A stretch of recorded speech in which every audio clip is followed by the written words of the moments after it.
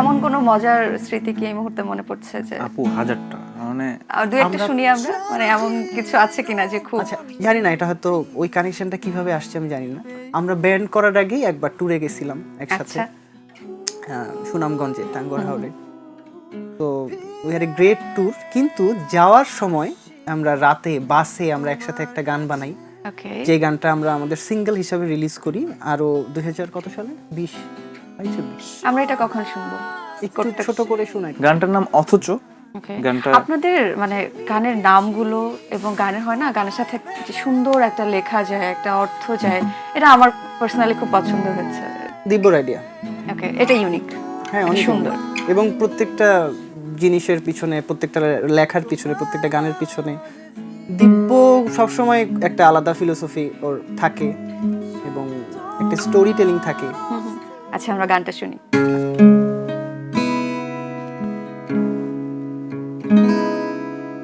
অথচ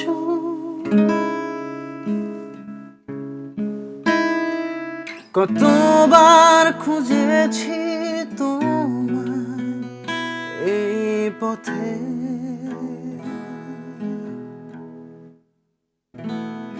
ঘুমহীন রাতের শেষে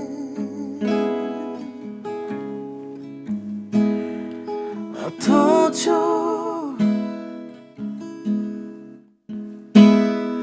কতবার বেঁধেছি সেই সুর তোমায় নিয়ে,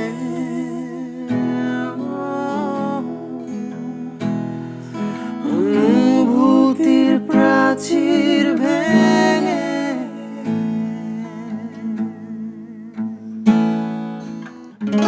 জনজীর্ণ কনক্রিট পেরিয়ে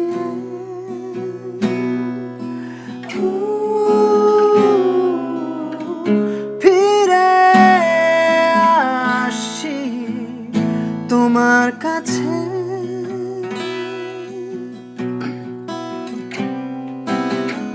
শোনাতে সেই গান যা লিখেছি তোমায় ভেবে,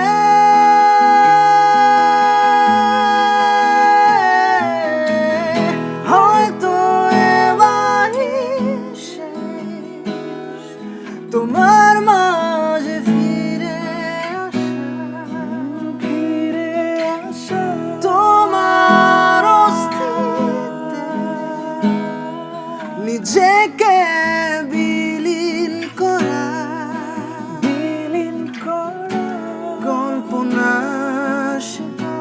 ছিঁড়ে শুরু হয় নতুন করে বাঁচতে শেখা।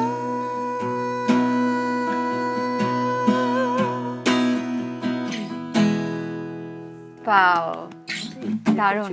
গানটা অনেক লম্বা বাট ছোট করলে এতটুকু।